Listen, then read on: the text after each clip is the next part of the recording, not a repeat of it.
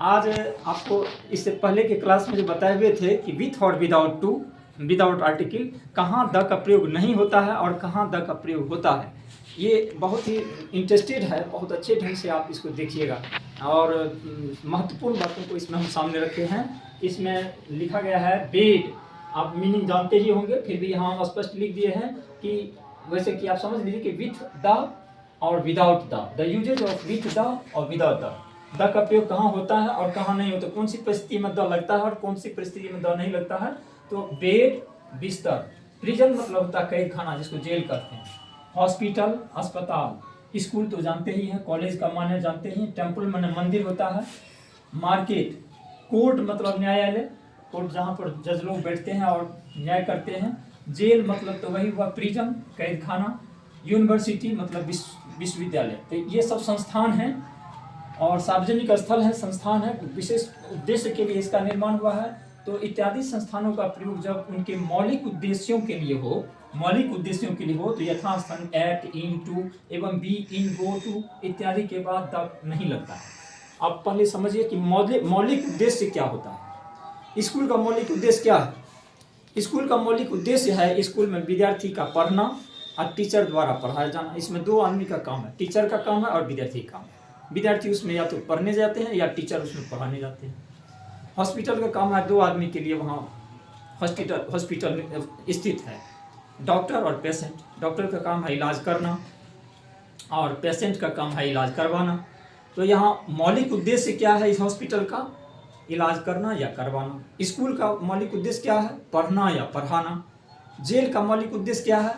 किसी के सीनियर किसी ऑफिसर के द्वारा जेल में डाला जाना और कैदी का जेल में सजा काटना।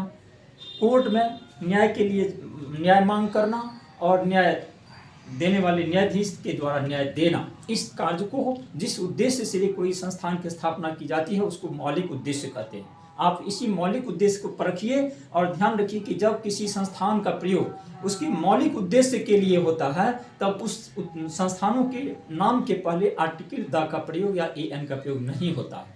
जब उसका प्रयोग मौलिक उद्देश्य के लिए होता है तो जैसे he goes to school, he goes to the school हम नहीं कह सकते, ही गोज टू स्कूल कहेंगे। क्यों कहेंगे गोज टू स्कूल? क्योंकि यहाँ मौलिक उद्देश्य के लिए इसका प्रयोग किया गया है, वह स्कूल जाता है। सामान्य रूप से वह स्कूल जाता है, पढ़ना या पढ़ाना दो ही काम हो सकता है। ऐसी परिस्थिति में स्कूल के पहले आर्टिकल का प्रयोग नहीं किया है।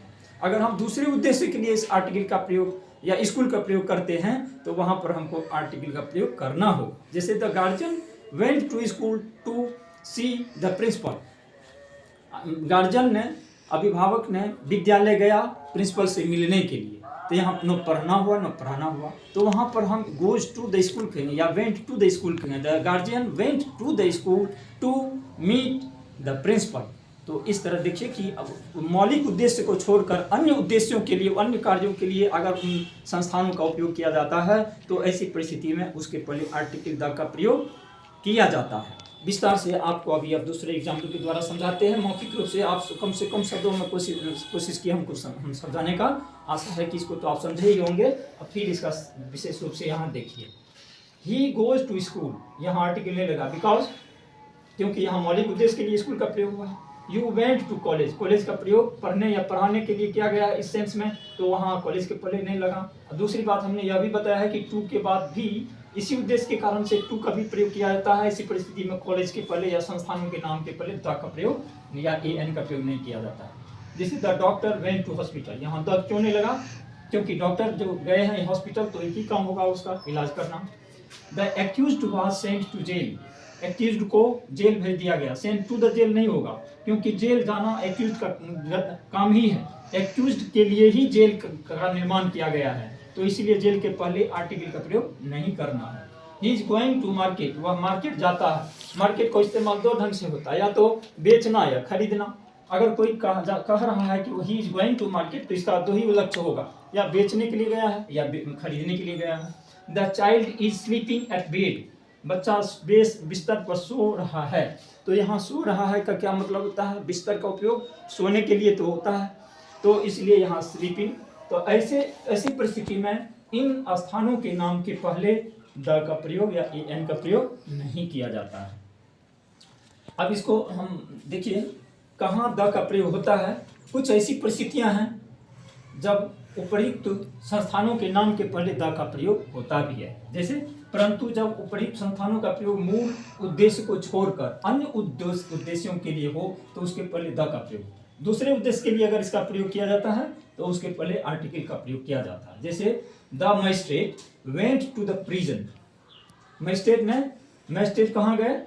प्रिजन गए। प्रिजन मतलब होता है जेल, कैद खाना। तो मजिस्ट्रेट जेल गए। मजिस्ट्रेट जेल गए तो उस सामान्य रूप में लोग जनरली हर बार में बोल देते हैं जेल गए मतलब जेल उसको हो गया, ऐसा नहीं। यहाँ अगर मजिस्ट्रेट जेल गए तो उसका कुछ उद्देश्य होगा। उद्देश्य क्या होगा? To observe the accused. Jail का निरीक्षण करने के लिए या जेल के अंदर रहने वाले जो अभियुक्त लोग हैं, अभियुक्त एक्यूज्ड लोग हैं, उसका अवलोकन करने के लिए गए, देखने के लिए कैसी परिस्थिति में रह रहा है। The minister has come to the hospital for inspection. Minister का हॉस्पिटल आना विशेष उद्देश्य से होता है, विशेष कार्य के लिए हुआ कि वह हॉस्पिटल का निरीक्षण करने के लिए मिनिस्टर ने हॉस्पिटल आया। The guardian has come to school. The guardian has come to school to meet the principal. Guardian ने प्रिंसिपल से मिलने के लिए विद्यालय आया। तो यहाँ देखिए द का प्रयोग यहाँ किया गया है। उपर्युक्त में द का प्रयोग नहीं किया गया है। यहाँ भी द का प्रयोग किया गया है। इसमें जहाँ जहाँ द का प्रयोग करना है वही बात है। उसके बाद on the bed the child began to play. बिस्तर पर बच्चे खेलने लगे। ऑन द बेड का क्या काम है? खेलना। बिस्तर का उपयोग तो खेलना नहीं होता, बिस्तर का उपयोग सोने के लिए होता है। लेकिन यहाँ बच्चा की बात है कि वह बिस्तर पर खेलने लगा, तो फिर उद्देश्य तो बदल गया। तो दूसरे उद्देश्य के लिए सोने के सिवा उस बिस्तर का उपयोग दूसरे कार्य के लिए हो रहा है, खेलने जैसा। तो वहाँ बेड के पहले भी आर्टिकल का प्रयोग नहीं करना है, आर्टिकल का प्रयोग करना है, द का प्रयोग करना है। तो इस तरह आप समझे होंगे कि उपर्युक्त जितने भी नाउन्स हैं या संस्थानों के नाम है उसके पहले किस परिस्थिति में आर्टिकल्स का प्रयोग होता है। मौलिक उद्देश्य की स्थिति में आर्टिकल्स का प्रयोग नहीं होता है, और जब मौलिक उद्देश्य को छोड़कर दूसरे उद्देश्य के लिए कार्य किया जाता है, उपयोग किया जाता है उपर्युक्त संस्थानों का, तो उसके पहले आर्टिकल का प्रयोग किया जाता है। यही चीज इसमें समझाना था, जो पूरा कर दिए। अब उसमें और भी दूसरा देखिए, बहुत ही इंपॉर्टेंट है ये। देशों के नाम के पहले द नहीं लगता। कोई भी देश है, इंडिया, रूस, फ्रांस, अमेरिका, किसी भी देश के पहले आर्टिकल का प्रयोग नहीं होता, पर नागरिकता सूचक शब्द के पहले द लगता है। लेकिन उसी देश से नागरिकता सूचक शब्द का प्रयोग अगर हो तो उसके पहले आर्टिकल का प्रयोग होता है। जैसे इंडिया के पहले द का प्रयोग नहीं किया। नागरिकता सूचक शब्द अगर बना लेते हैं द इंडियंस, बहुवचन में रहेगा तो द इंडियंस, तो यहाँ द लगा दिए। यहाँ विथ द हो गया, यहाँ विदाउट द हो गया।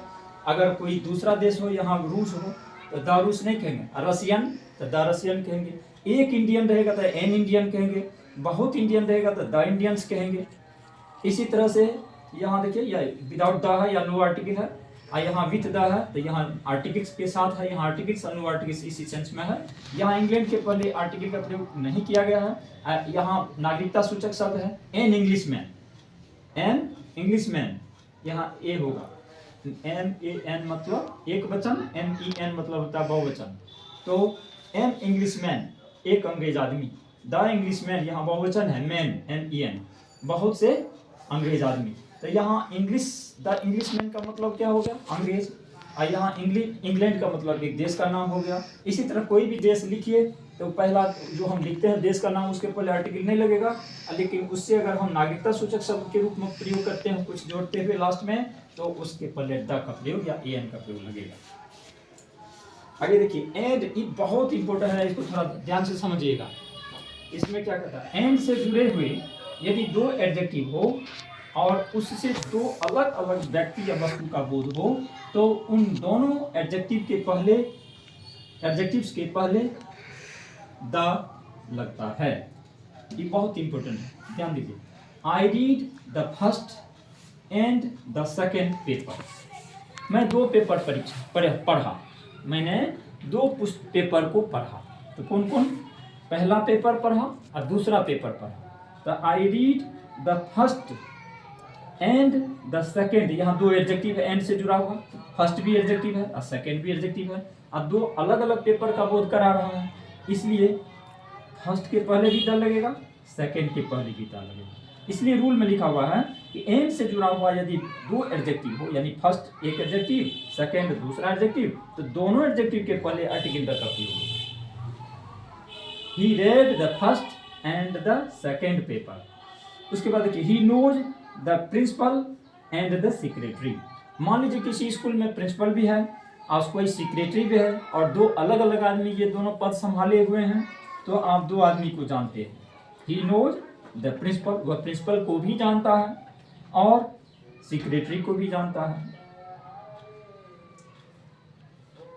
अब तो इतना जान गए होंगे कि दो अलग अलग व्यक्ति या वस्तु का बोध कराया गया हो, एंड से जुड़ा हुआ दो एडजेक्टिव या दो उपाधि सूचक नाम हो। प्रिंसिपल उपाधि सूचक नाम हो गया, सेक्रेटरी उपाधि सूचक नाम हो गया। तो अगर ऐसा दो उपाधि सूचक नाम एंड से जुड़ा हो या कोई दो एडजेक्टिव एंड से जुड़ा हो और दो अलग अलग व्यक्ति या वस्तु का बोध कराता हो, तो उन दोनों एडजेक्टिव या उपाधि सूचक नाम के पहले आर्टिकल द का प्रयोग किया जाता है। और उसके अपोजिशन में, उसके ठीक विपरीत, अब दूसरा रूल इसी से संबंधित है। देखिए कितना अच्छा है। एक ही व्यक्ति या एक ही वस्तु का अर्थबोध हो, अगर उसी से एक ही व्यक्ति या एक ही वस्तु का अर्थबोध हो, उपयुक्त शब्दों से एक ही व्यक्ति का अर्थबोध हो, तो प्रथम एडजेक्टिव द लगता है। देखिए, अगर एंड से जुड़ा हुआ दो टाइटल हो, उपाधि सूचक शब्द हो, या एंड से जुड़ा हुआ दो एडजेक्टिव हो और दोनों मिलकर किसी एक ही व्यक्ति या एक ही वस्तु का बोध कराता हो, तब उसमें प्रथम एडजेक्टिव या प्रथम उपाधि सूचक नाम शब्द के पहले द का प्रयोग होता है। देखिए, कहता है the principal and secretary is coming. यहाँ एंड से जुड़ा हुआ दो पद है, एक प्रिंसिपल है और एक सेक्रेटरी है। एक आदमी कभी कभी क्या होता है, एक ही आदमी दो पद संभाल लेते हैं।